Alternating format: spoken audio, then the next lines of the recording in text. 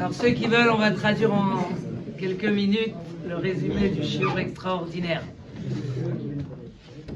Alors, on remercie déjà le Rosh Yeshiva, le grand des Rashi Yeshivot, Rabbi Yitzhak Ezrachi Shalita, de nous avoir donné ces moments de chizouk.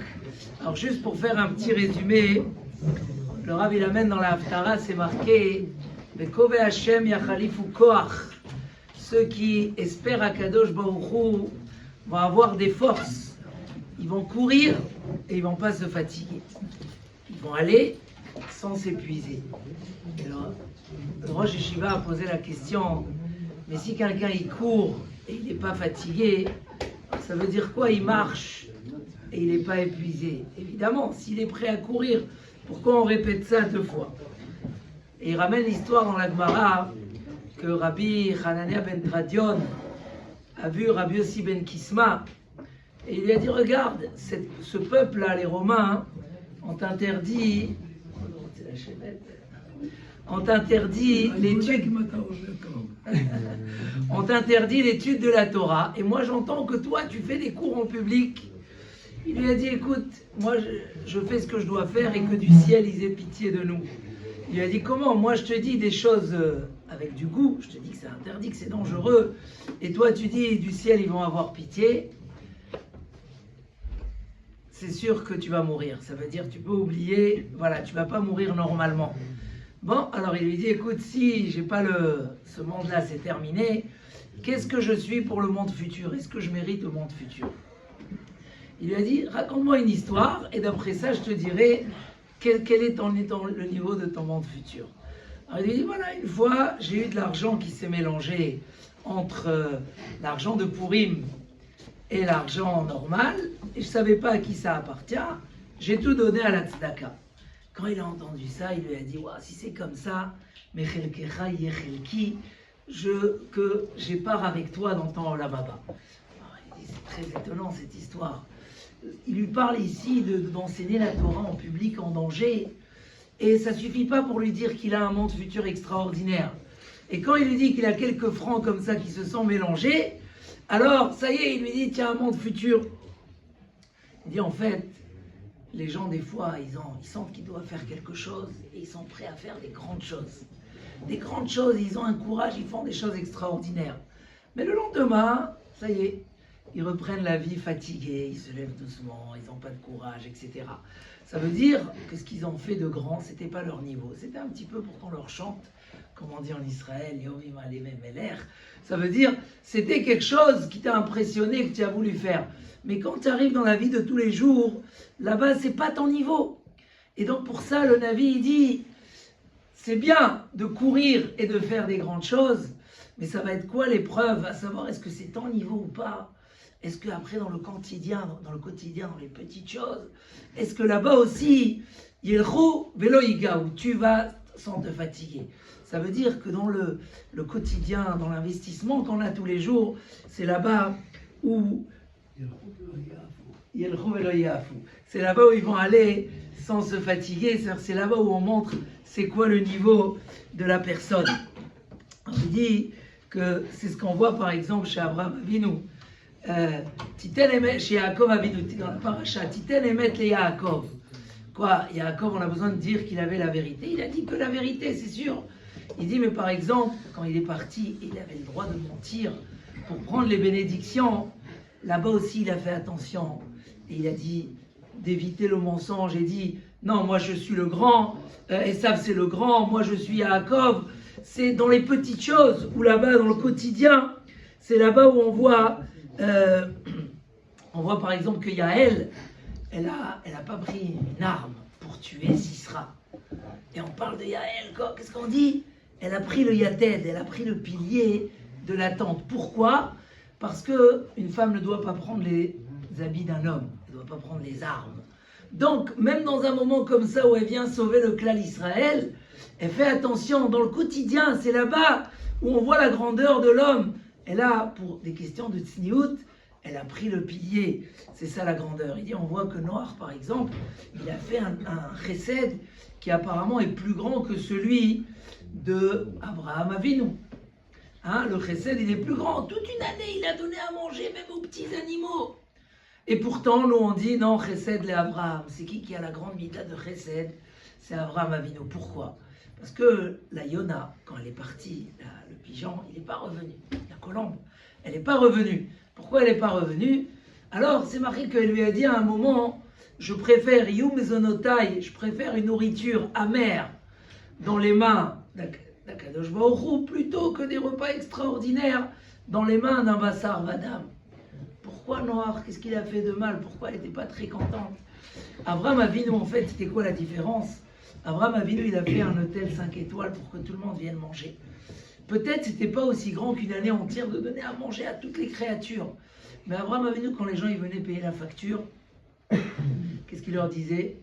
C'est pas moi, ça appartient au Boré Olam. C'est pas moi, remerciez Akadosh Baruch Hu. Noach, il sentait que c'est Beyado chez le Bassar Vadam. Il sentait que c'était la main de Noach qui les nourrissait. Ça, c'est la grandeur de Abraham Avinu. C'est pareil qu'il a fait du chesed, des grandes choses, un hôtel et qui reçoit tout le monde. Mais c'est que il est allé jusqu'aux petits détails, jusqu'aux petites choses, pour les faire dans la perfection. C'était pas lui qui les nourrissait. Il ramène le Rambam très connu, Maseret Makot, que le Rambam il dit que pourquoi Kadosh Baruch Hu nous a donné autant de mitzvot, Ratza Kadosh Baruch Hu Zakot et Israël, les fichach irba lahem, Torah ou mitzvot. Il dit le Rambam, parce que pour avoir le Olam Haba, il faut, le Rambam, il faut un acte shalem, entier. Et pour ça, Hachem nous a donné beaucoup de mitzvot pour qu'on puisse arriver à faire une action entière, en ayant beaucoup de mitzvot. Parce que ce maasé entier, et le Rosh Yeshiva, il a beaucoup insisté que avoir beaucoup de Olam Hazé, c'est une chose, mais avoir un maasé entier qui va nous permettre d'avoir Olam Haba, ça c'est quelque chose d'autre, c'est un autre niveau. Et il a raconté l'histoire avec un Rav, peut-être avec Rav Kamenitsky, qu'un jour quelqu'un l'a pris en voiture chez lui à la maison.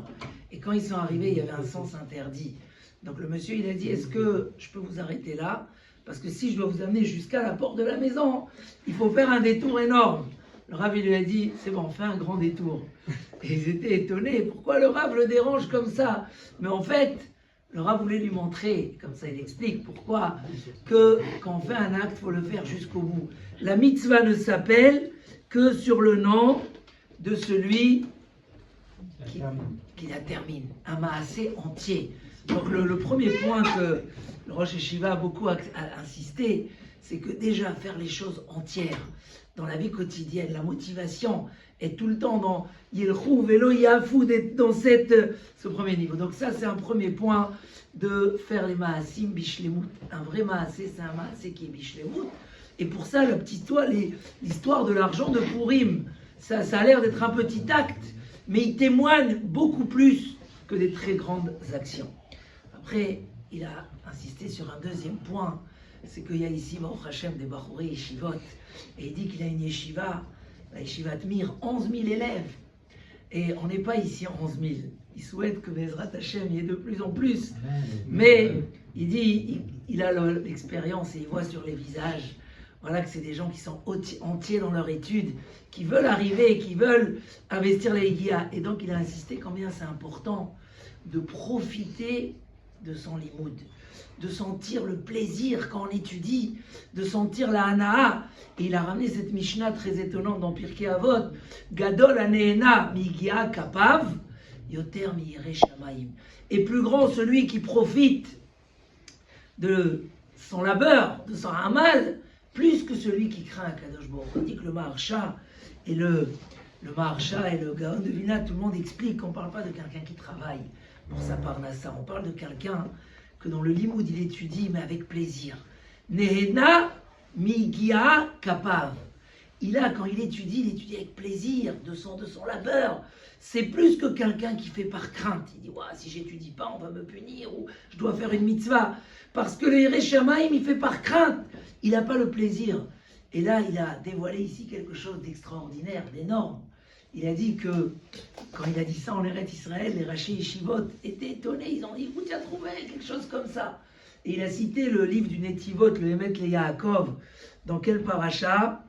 Et il va nous le dire, je vais redemander, dans Brachot Zayin, que celui qui ne profite pas de la Torah et des mitzvot dans ce monde-là, il aura toute sa récompense ici sur terre. Il n'aura pas de Olam Haba, il n'aura pas de monde futur. Parce que qu'est-ce qu'il va faire là-bas? De quoi il va profiter? Il ne sait pas c'est quoi un plaisir spirituel. Qu'est-ce qu'on va lui donner à Olam Haba? Donc, il va recevoir tout son sachar, et le langage, il est ferme, il n'aura aucun mérite dans le Olam Haba. C'est incroyable, ça veut dire combien c'est important de sentir. Il dit par exemple, Lot, c'est marqué, il s'est prosterné aux anges. Et il dit, Rachi, il a appris de la maison d'Abraham. Pourquoi Rachi? Il dit, mais il a prosterné. Il dit, Lot, il ne s'est pas prosterné de lui-même. Il ne sentait pas les choses, il n'avait pas le plaisir des choses. Il a fait comme ça par habitude, parce que c'est comme ça qu'on faisait dans la maison d'Abraham Avinu. Ce n'était pas quelque chose de profond.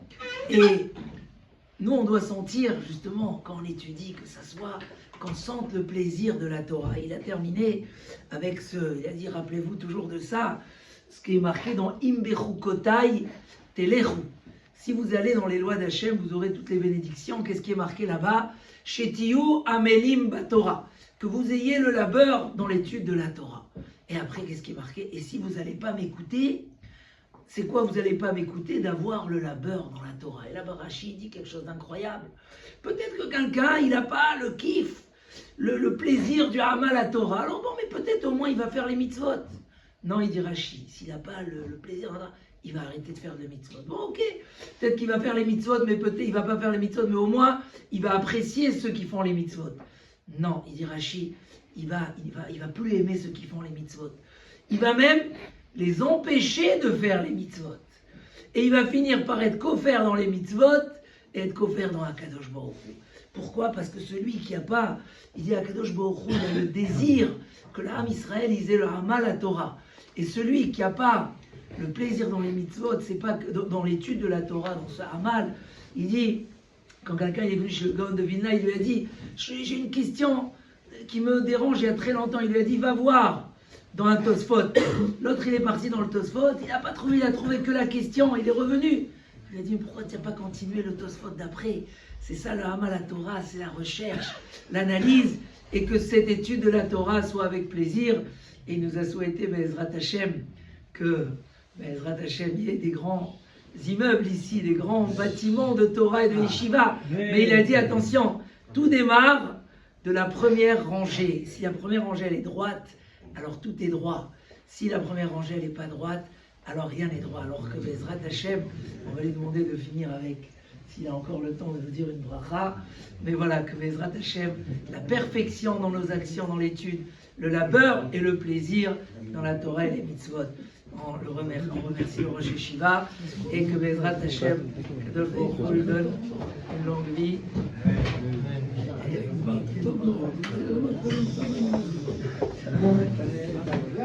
לברך אותה. petite bracha.